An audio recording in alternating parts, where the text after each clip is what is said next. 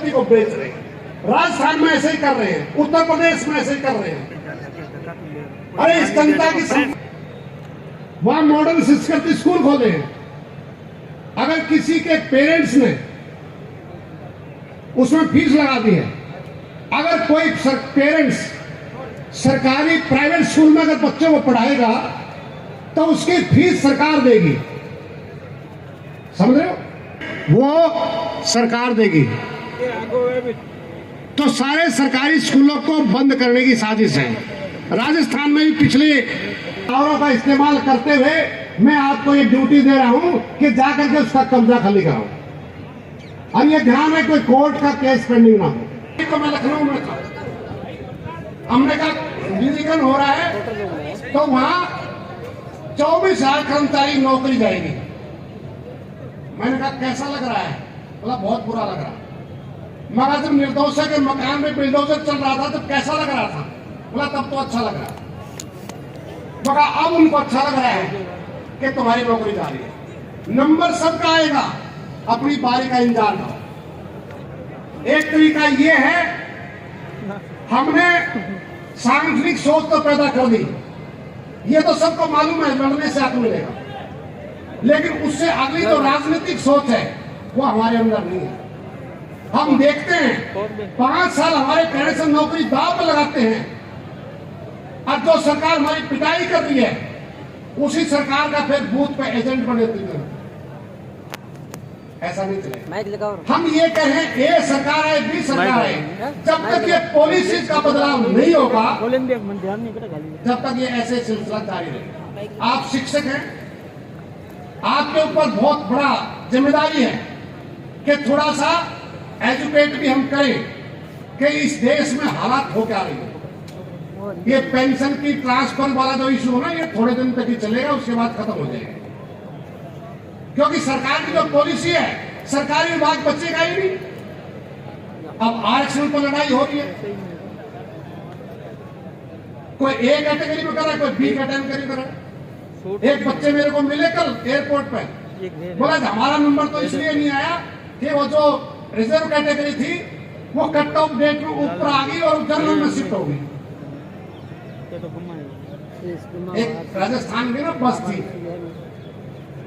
जयपुर से उधर दिल्ली की तरफ जा रही, दो आदमी एक आगे बैठे एक पीछे बैठे, हवा आ रही हो, पिछला वाला शीशा आगे कर दे, आगे वाला पीछा कर दे, उनकी लड़ाई हो गई। मैंने कहा भाई लड़ाई क्यों हो रही तुम्हारी? बोला लड़ाई इसलिए हो रही है कि ये हवा आ रही है, मैं शीशे को आगे करता हूँ, ये पीछे कर देता है। पीछे वाला बोला मैं इससे आगे करता हूँ, ये पीछे कर देता है। अरे मैंने कि ये तो देख लो शीशा है भी, फ्रेम को आगे पीछे कर, नौकरी नहीं है।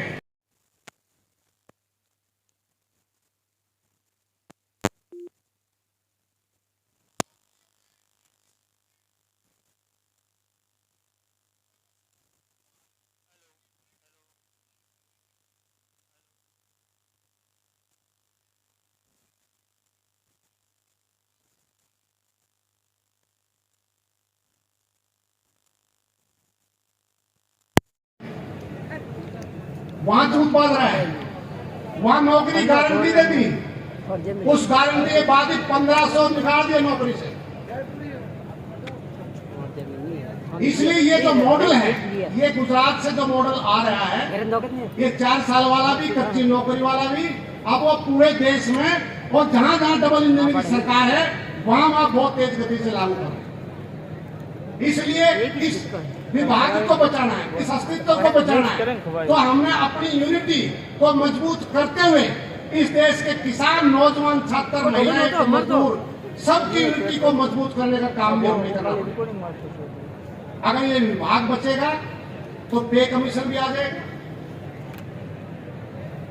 और ये तो जो पेंशन की बात है, हमने इस मांग पत्र में लिखा है कि राजस्थान, छत्तीसगढ़, झारखंड, हिमाचल ये प्रदेश हैं जिसने एनपीएस से ऑफिस में आए, लेकिन केंद्र सरकार जानबूझ करके सीतारमण ने जयपुर में आकर के प्रेस कॉन्फ्रेंस करी थी, अगर आपको याद हो तो जब गहलोत सरकार ने ओपीएस बहाल करी और पैसा मांगा कि हमारा पैसा जो है वापस दे दो, तो उन्होंने जयपुर में आकर के प्रेस कॉन्फ्रेंस करी थी कि एक भी पैसा आपको नहीं मिलेगा। ये कहते हैं खैरात बांटी जा रही, रेवड़ियां बांटी जा रही, ये नहीं चलेगा। और पेंशन पर जब राजस्थान की सरकार ने उसको ओपीएस बहाल की तो ये कहा था कि ये देश के अर्थव्यवस्था के लिए खतरा है। अरे पिछले 10 साल में लगभग 18 लाख करोड़ रुपए बड़े पूंजीपतियों को तुमने माफ कर दिए, जब अर्थव्यवस्था को खतरा नहीं था। जब खतरा नहीं था टैक्स माफ किए जा रहे हैं, लेकिन हमारे पक्ष की कोई बात आ जाए तो सारे अर्थशास्त्री बिलों से बाहर निकल कर आ जाते हैं जो इनके भोगू हैं। एक माहौल बनाया जाता है इस देश के अंदर। इसलिए हम सरकार को साफ तौर से चेतावनी देना चाहते हैं कि ये जो माहौल बनाने का प्रयास कर रहे हो, वन नेशन वन इलेक्शन, अब ये माहौल मेरा नैरेटिव तैयार हो रहा है। हम सरकार से करें वन नेशन वन इलेक्शन, तो वन नेशन वन पेंशन क्यों नहीं है?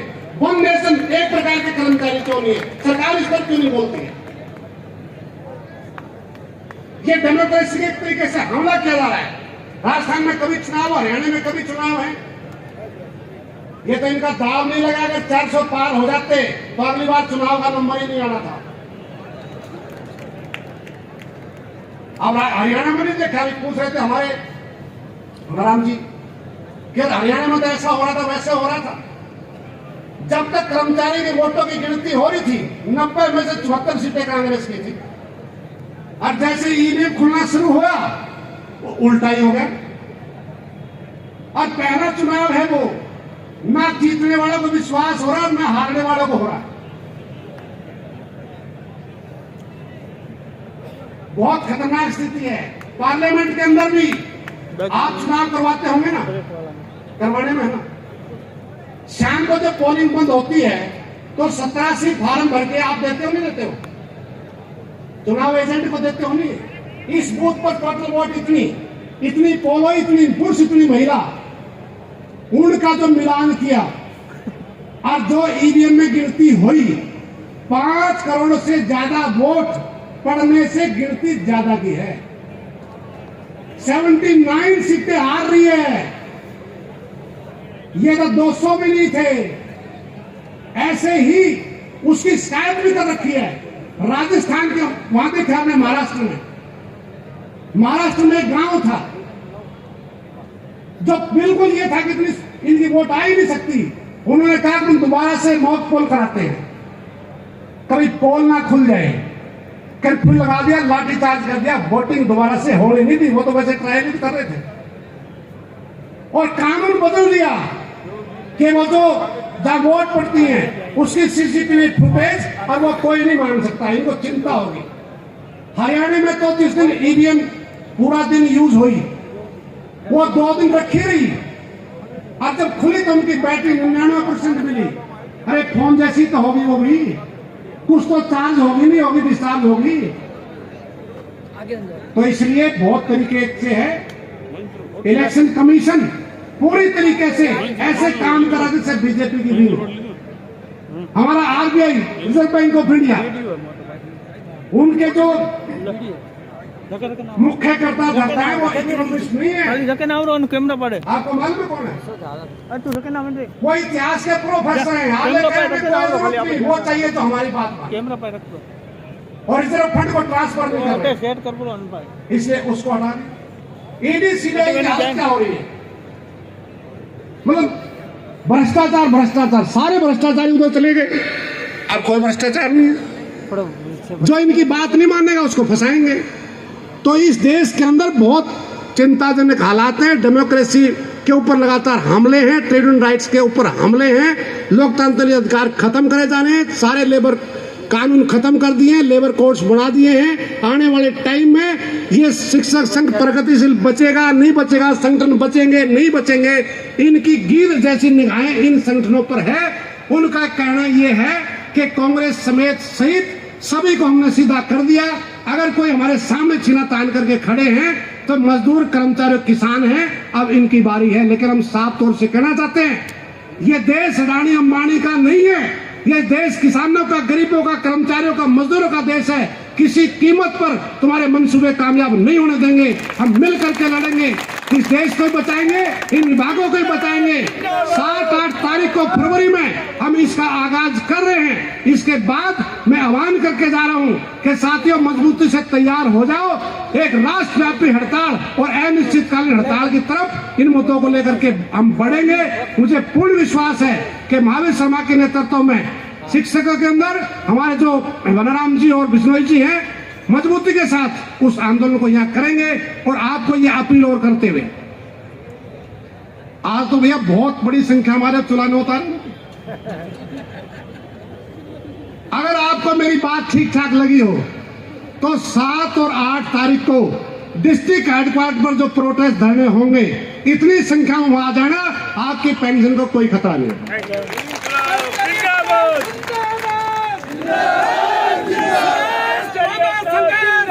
हम तुम्हारे साथ हैं, संघर्ष करो, हम तुम्हारे साथ हैं। और हाथ खड़े करके प्रस्ताव पारित करेंगे। हाँ, अब तो आपने दोनों हाथ खड़े करे हैं, लेकिन 7-8 को देखेंगे कि कितने लोग वहां जाएंगे। ये सबकी जिम्मेदारी है। इस आंदोलन को मजबूत करें। आप ये देखना कि बजट सेशन से पहले की ये कार्रवाई है। अगर मजबूती से कार्रवाई होगी तो राजस्थान विधानसभा में किसी की ताकत नहीं इस पेंशन को खत्म करने की कोई हिमाकत भी कर पाएगा। आपने मेरी बात सुनी, बहुत बहुत धन्यवाद। एक बार हाथ खड़े करके जोरदार समर्थन। बहुत बहुत धन्यवाद। हमारे आज के राष्ट्रीय अध्यक्ष महोदय ने विस्तार से शिक्षा और शिक्षकों के ऊपर आने वाली चुनौतियां और कर्मचारियों के आगे आने वाले आंदोलन और संघर्ष के बारे में विस्तार से जानकारी दी। हम लंबा साहब के समर्थन में आप 7 और 8 तारीख को जो आंदोलन होगा, उस आंदोलन के लिए दोनों हाथ खड़े करके राष्ट्रीय अध्यक्ष जी ने जो कहा है कि उसके लिए संघर्ष के लिए, अपने ओपीएस को बचाने के लिए संघर्ष करेंगे, ये हम हाथ खड़े करके आपको संकल्प व्यक्त करते हैं। आपका बहुत बहुत धन्यवाद। मैं अब हमारे जो बैग के भामाशाह है विक्रम सिंह जी खड़े हो जाए और थैले दो आप दीजिए सबको, इनको दो आगे।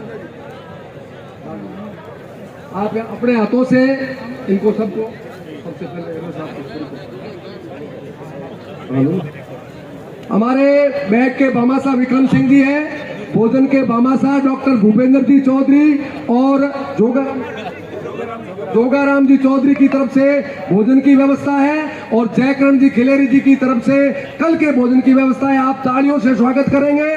सभी लोगों से निवेदन है कि भोजन करके जाए, यूं ही बिना भोजन करके कोई नहीं जाएगा। अब बहुत कम कार्यक्रम रहा है। हमारे बीच में राणा राम जी पधारे हुए हैं। मैं निवेदन करूंगा श्री रामचंद्र जी जिनगर, रामचंद्र जी कहाँ है, जल्दी आ जाए और राणा राम जी का बहुमान करें। जसाराम जी, जिला मंत्री जसाराम जी, दोनों ही आप राणा राम जी का एक गुलदस्ता और माला के द्वारा स्वागत करें। दो अब हमारे आज के अध्यक्ष महोदय, मुख्य अतिथि बाद में करेंगे। अध्यक्ष महोदय श्रीमान राजेश सिंह राणा, जो एक गरीब से निकले हुए व्यक्ति हैं, जिला परिषद के हमारे, स्वागत करो। हाँ, एक स्वागत। अब मैं निवेदन करूंगा, हाँ सर, एक मिनट साहब, मैं निवेदन करूंगा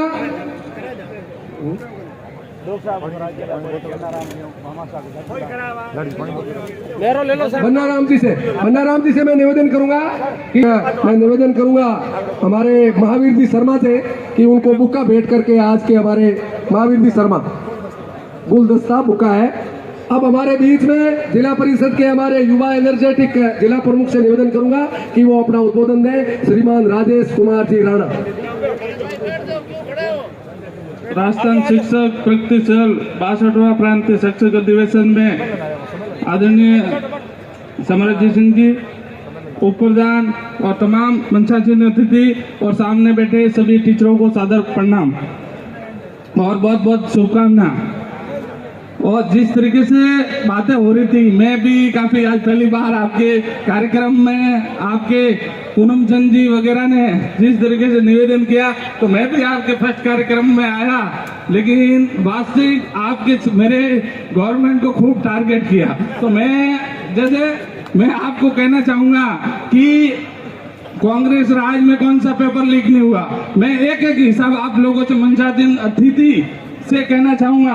हम लोगों ने तो जो भी शिक्षक बंधुओं की वाजिब डिमांड, मैं तो इन संगठनों को यही कहना चाहूंगा कि शिक्षा के क्षेत्र में जो भी संगठन है वो हमेशा शिक्षकों के हितों में बात करें, तो उससे कम से कम शुद्धिकरण हो और एक अच्छा मैसेज जैसे शिक्षा के क्षेत्र में क्या क्या जो राजनीतिक मेरे हिसाब से भारत सरकार की जो भी डिबेट जैसे चल रही हो वैसा लग रहा था मेरे को, लेकिन उन चीजों से क्या इन टीचरों को मतलब, जैसे वास्तविक जो साला शिक्षकों के हित में जैसे कोई काम है, तो आपके देवनाथ जी शिक्षा मंत्री जी पूर्व 2017 में आपकी काउंसलिंग का सेटअप किया था, तो वो आप लोग सब गवाह हो। एक टीचर कहता है, जो भी कांग्रेस का हो बीजेपी के हो, सारे टीचर कहते हैं कि वास्तविक उन्होंने अच्छी पहल की थी। पूरे भारत में काउंसलिंग सिस्टम को बेस्ट माना गया था, तो आप लोग सब टीचर बंधु गवाह हो।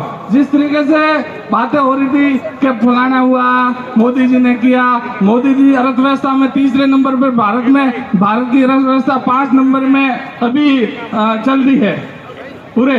तो जिस तरीके से मैं ज्यादा ही ज्यादा आप लोगों को कहूंगा कि ज्यादा से ज्यादा शिक्षकों के हित में कार्यक्रम में ऐसे जैसे अपन बात करें तो अच्छा रहेगा।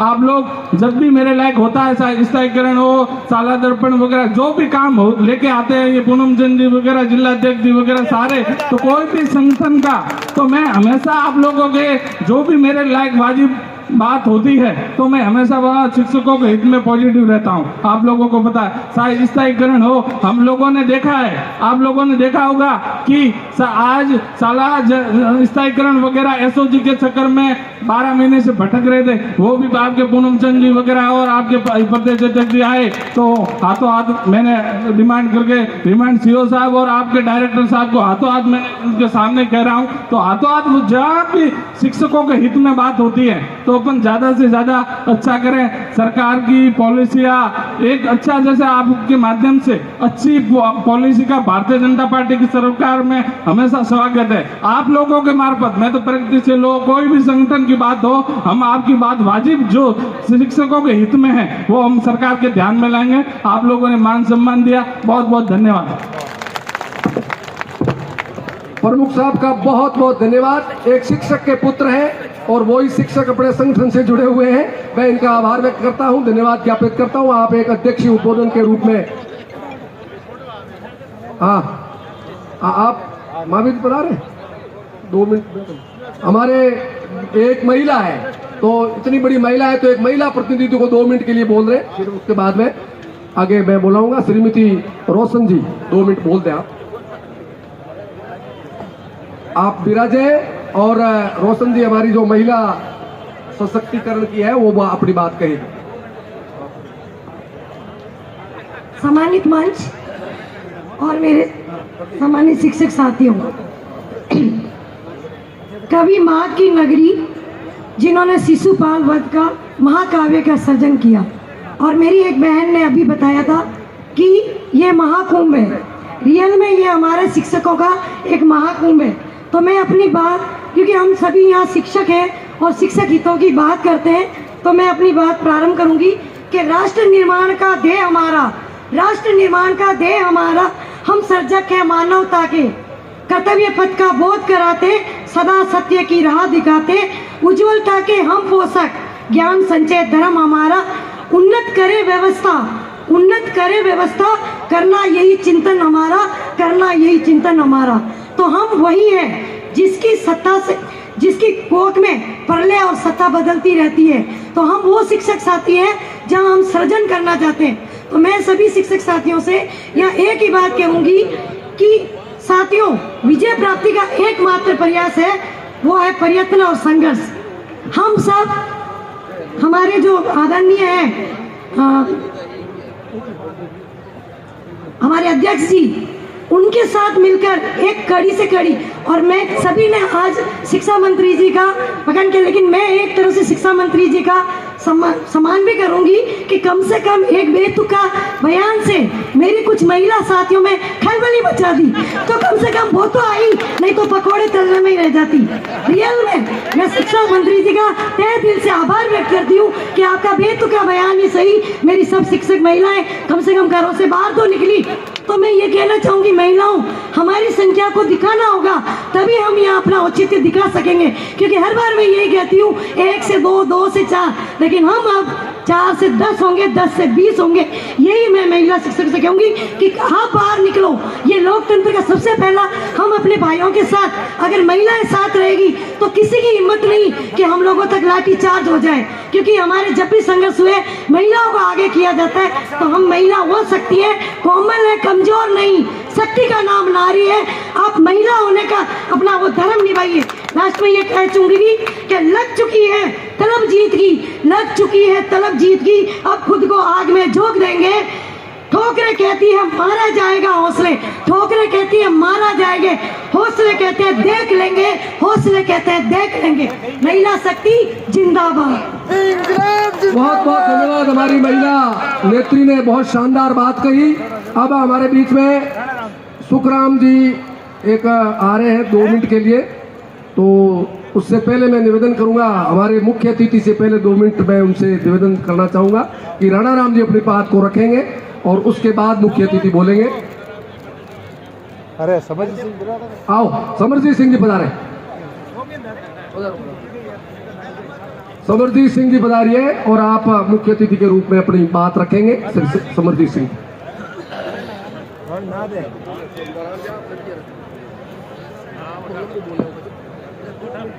जी कह दियो कि मैं बाद में बोलूंगा, लंबो बोलूंगा।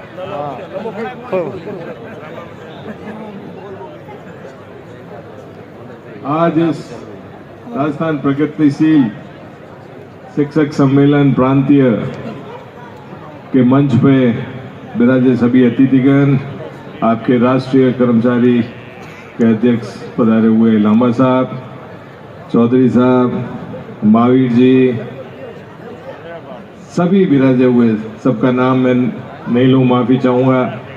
सम्मानित अतिथिगण और विभिन्न जिलों से, प्रांत से सभी पधारे हुए शिक्षक साथियों, शिक्षक साथी इसलिए कह रहा हूँ कि मैं भी शिक्षा के क्षेत्र में बढ़ रहा था और पढ़ते पढ़ते इधर आ गया राजनीति में। इच्छा तो यही थी कि लेक्चरर बने, पर पिताजी का देहांत होने की वजह से इसमें आना पड़ा। मैं भिनमाल के विधायक के नाते आप सभी मंचासीन अतिथियों का और सभी पूरे प्रदेश से पधारे हुए शिक्षक बंधुओं का स्वागत करता हूं। और मैं जब यहाँ आ रहा था, मैं भी मंच पे बता रहा था चौधरी साहब को कि जब मैं आ रहा था मुझे लगा कि आज भिनमाल के अंदर कुछ हलचल है। तो वास्तव में मुझे लगी कि हलचल बड़ी गजब की है और आप बहुत अच्छी मात्रा में यहाँ पधारे हैं। आपका भिनमाल के विधायक के नाते स्वागत करता हूँ, सम्मान करता हूँ और उम्मीद करता हूँ कि 2 दिवसीय इस सम्मेलन में आप अच्छी बातें, अच्छी स्मृतियाँ, अच्छे ख्याल, अच्छे सुझाव दे के जाएंगे, लेके जाएंगे। प्रगतिशील शिक्षक संघ आपका काफ़ी मेहनत करता है और समय समय पे संघर्ष भी करते रहते हैं आप लोग मिलके। मैं उम्मीद करता हूं कि जितनी भी समस्याएं आप लोगों को शिक्षा के क्षेत्र में आती है, उन समस्याओं पे गहन विचार होगा, आपस में बातचीत होगी और सरकार प्रशासन के सामने ये चीजें आएगी ताकि आने वाले समय में उनका निवारण हो सके। ये प्रयास रहेगा। लांबा साहब ने इतना ओजस्वी और लंबा भाषण दिया, वो कॉमरेड हैं तो उनके बाद ज़्यादा बोले हैं, कुछ समझ में मुझे नहीं आ रहा है, पर मैं तो 2 ही चीज़ें कहनी चाहूँगा कि शिक्षक समाज की एक बुनियादी, आप लोगों से सारा देश का सिस्टम आप लोगों से चलता है, चाहे चुनाव से शुरू करो, चाहे सारी देश की नीतियां, देश के कार्यक्रम लागू करने की बात हो, वो सारे आप लोगों के माध्यम से पूरे होते हैं। अपेक्षाएं भी सारी आपसे की जाती है, और जब आपको दिया जाता है उसमें कहीं न कहीं कटौती होती है, इसलिए आप लोगों में पीड़ा ज्यादा होती है। तो मैं उम्मीद करता हूं कि सरकारें इस तरफ ध्यान देगी और इन समस्याओं को सुलझाने के लिए मैं भी एक विधायक के नाते राजस्थान विधानसभा में आपकी आवाज बनने की कोशिश करूंगा, प्रयास करूंगा कि आपकी जो समस्याएं हैं उन समस्याओं को मैं उठा सकूं, बात कर सकूं। बातें चली, अभी सबसे ज्यादा चर्चा है ट्रांसफर पॉलिसी को लेकर कि ट्रांसफर पॉलिसी बननी चाहिए और ट्रांसफर पॉलिसी में एक पारदर्शिता होनी चाहिए, क्योंकि ज्यादातर मैंने देखा है, ये तो अच्छा है एक तरह से, कई बार देखते हैं ट्रांसफर नहीं खुलती तो और ज्यादा पीड़ित हो जाते हैं आप लोग, क्योंकि इस तरह से बदले की भावना से तबादले किए जाते हैं कि पॉलिसी नहीं हो और ट्रांसफर खुल जाए तो एक भ्रष्टाचार का भी एक बहुत बड़ा खेल शुरू हो जाता है, किसी की भी सरकार हो। मैं ये नहीं कहता कि यही सरकार हो, वो सरकार हो, क्योंकि ये एक हकीकत है जिसे हम ठुकरा नहीं सकते। तो मैं उम्मीद करता हूं कि सरकार आपके ट्रांसफर पॉलिसी में पारदर्शिता लाते हुए एक पॉलिसी का निर्माण करे जिससे जरूरतमंद लोगों को सही जगह पे सही न्याय मिल सके। वैसे मेरी तो जीवन में ये प्रयास रहा है कि मैं कभी तबादलों में पड़ता नहीं हूं, और मैंने 30 साल के जीवन में कभी आगे चल के किसी का तबादला करने का प्रयास नहीं किया, चाहे मेरा समर्थक है या विरोधी भी है। मेरा यही रहा है प्रयास कि मैं छेड़छाड़ नहीं करूं, और जो आके मुझे कहे कि मुझे जाना ही यार, उस चक्कर में कोई छिड़ गया हो तो माफी चाहता हूं।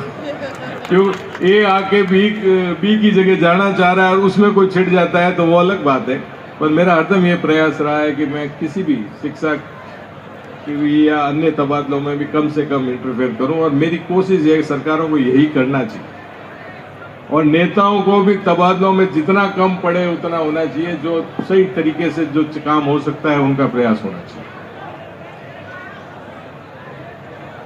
अभी मैंने कहा वर्कलोड होगा, ये तबादले अभी तो खुले नहीं, अब जनवरी एंड में होगा। आप लोग कह रहे हो कि तृतीय सैनिक खोलने चाहिए, वो होने चाहिए, पर मुझे उम्मीद इसलिए नहीं लगती कि मार्च अप्रैल तक तो बजट सत्र चलेगा, और अप्रैल जाने के बाद में जून जुलाई के बाद में आपके जनसंख्या सेंसस शुरू हो जाएगी, तो मुझे तो नहीं लगता कि साल 1.5 साल तक ये लोग कुछ कर पाएंगे, और 2-2.5 साल तो इसमें निकल जाएंगे, फिर आगे की आगे देखा जाए। उस तरह से लग रहा है।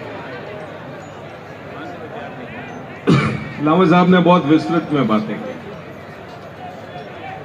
और मैं यही विचार कर रहा था कि आपकी बातें वाजिब भी हैं, सही भी हैं, और देश के आज के हालात में ये चीजें हम कहीं कहीं फेस भी करते हैं,